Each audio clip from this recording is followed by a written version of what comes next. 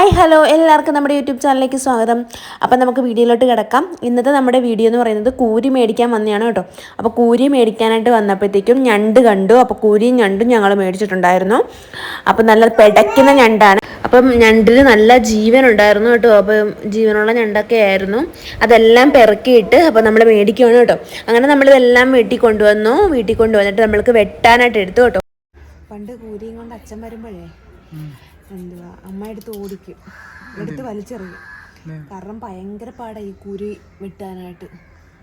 കൂരി വെട്ടുമ്പോൾ കൈ മുള്ളു കയറും. അതുപോലെ തന്നെ ഒത്തിരി അഴുക്കൊക്കെയാണ്. അഴുക്കെല്ലാം തേച്ച് ഉരച്ച് കഴുകി വരുമ്പോഴത്തേക്കും രാവിലെ വെട്ടാതിരുന്ന അമ്മ ഉച്ചയായാലും വെട്ടിത്തീരത്തില്ല. അതുകൊണ്ട് അച്ഛൻ കൂരി മേടിച്ചുകൊണ്ട് വരത്തില്ല. ഭയങ്കര കട്ടി വേണ്ട. ഇത് തല വേണം, തല എടുക്കണം. കൂരി എന്ത് മീനാ? കൂരി എന്ത് മീനാ പൊന്നെ? കൂരി. അപ്പോൾ കൂരിയുടെ മുട്ടയാണ് കേട്ടോ ഇത്. അപ്പോൾ ഇതിനകത്ത് നിറച്ച് കൂരിയുടെ മുട്ട ഉണ്ടായിരുന്നു കേട്ടോ. വലിയ കൂരി ആയതുകൊണ്ട് തന്നെ എല്ലാ കൂരിക്കും മുട്ടയുണ്ടായിരുന്നു. അങ്ങനെ കൂരിയെല്ലാം വെട്ടി തേച്ച് കഴുകിയെടുത്തു. വെട്ടിയെടുത്തു കഴിഞ്ഞാൽ പണി തീർന്നില്ല. ഇനി നമുക്ക് ഒരയ്ക്കൽ പരിപാടിയാണ്. അതായത് കൂരിക്കകത്ത് നിറച്ച് അഴുക്കാണ്. ഇത്രയും അഴുക്കുള്ള മീൻ വേറെ ഇല്ലെന്നാണ് എനിക്ക് തോന്നുന്നത്. നിറച്ചഴുക്കാണ്. അപ്പോൾ ഇതെല്ലാം നമ്മളൊരു കല്ലിലിട്ട് ഒരച്ചൊരച്ച് അഴുക്കെല്ലാം കളയുവാണ്.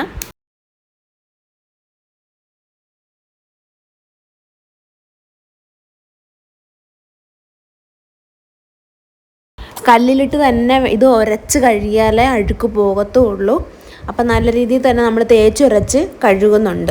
ഉരച്ച് ആ അഴുക്കെല്ലാം കളഞ്ഞു വരുമ്പോഴത്തേക്കും മീനിൻ്റെ സ്കിന്ന് നല്ല രീതിയിലായിട്ട് വരും. അപ്പോൾ നമുക്ക് അറിയാൻ പറ്റും എന്തും വേണ്ടി അഴുക്ക് പോയിട്ടുണ്ടെന്നുള്ളത്. അങ്ങനെ ഇതെല്ലാം ഉരച്ച് വൃത്തിയാക്കി എടുക്കുക.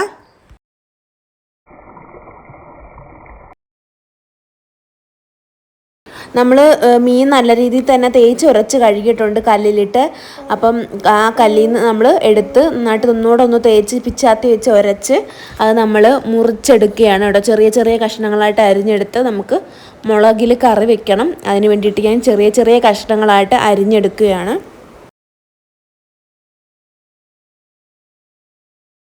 അപ്പോൾ ഇതാണ് നമ്മുടെ കൂരിയുടെ മുട്ട കേട്ടോ. അപ്പോൾ കൂരിയുടെ മുട്ട കാണാൻ നല്ല ഭംഗിയുണ്ടല്ലേ. ഇത് നമുക്ക് തോരൻ വെച്ച് കഴിക്കുകയോ വറക്കുകയോ ഒക്കെ ചെയ്യാം. അപ്പോൾ നമ്മൾ കൂരിക്കറി ഉണ്ടാക്കാൻ വേണ്ടിയിട്ട് നമ്മൾ ചട്ടി അടുപ്പത്ത് വെച്ചു. അതിൽ എണ്ണ ഒഴിച്ച് കടുക് പൊട്ടിച്ചതിന് ശേഷം സവാളയും പച്ചമുളകും നമ്മുടെ ഇഞ്ചി വെളുത്തുള്ളിയും ഇതെല്ലാം കൂടെ ഒന്ന് വഴറ്റിയെടുക്കുക.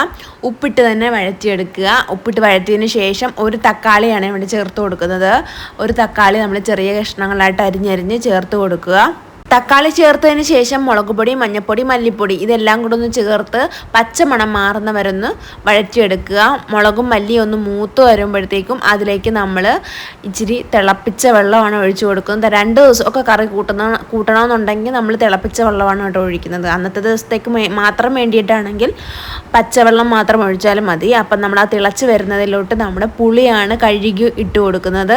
പുളിയും കൂടി ഇട്ട് കൊടുത്ത് നന്നായിട്ട് തിളച്ച് വരുമ്പോഴത്തേക്കും അതിലേക്കാണ് നമ്മൾ കഴുകി വെച്ചിരിക്കുന്ന നമ്മുടെ മീൻ കഷ്ണങ്ങൾ, കൂരി മീൻ കഷ്ണങ്ങൾ ഇട്ട് കൊടുക്കുന്നത്. അപ്പോൾ അതും കൂടി ഇട്ടൊന്ന് നന്നായിട്ട് തിളപ്പിച്ചെടുക്കുക. ഉപ്പ് പാകത്തിനില്ല എന്നുണ്ടെങ്കിൽ ഉപ്പും കൂടെ ചേർത്ത് കൊടുക്കുക. നമ്മൾ നേരത്തെ ഉള്ളി വഴറ്റിയപ്പോൾ ഇച്ചിരി ഉപ്പിട്ടതേ ഉള്ളൂ.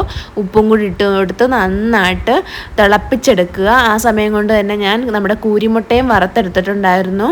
അപ്പം നമ്മുടെ ചോറ് റെഡിയാണ്. ചോറും നമ്മുടെ കൂരിക്കറിയും നല്ല അടിപൊളി കൂരി വറുത്തതും ചൂര വറുത്തതും അതുപോലെ തന്നെ നമുക്ക് പുളിശ്ശേരി ഉണ്ട്. നമ്മുടെ ഓണത്തിന് വേണ്ടി തയ്യാറാക്കിയ പുളിശ്ശേരിയും മാങ്ങ അച്ചാർ, ഇഞ്ചി അച്ചാർ, നാരങ്ങ അച്ചാർ, അതുപോലെ തന്നെ നെല്ലിക്ക അച്ചാർ ഇതെല്ലാം നമുക്കിന്ന് കൂട്ടാനുണ്ടായിരുന്നു. അപ്പോൾ ഇത്രയേ ഉള്ളൂ നമ്മുടെ വീഡിയോ. നമ്മുടെ വീഡിയോ ഇഷ്ടപ്പെട്ടെങ്കിൽ സബ്സ്ക്രൈബ് ചെയ്യാൻ മറക്കരുത്. അപ്പോൾ ടാറ്റാ.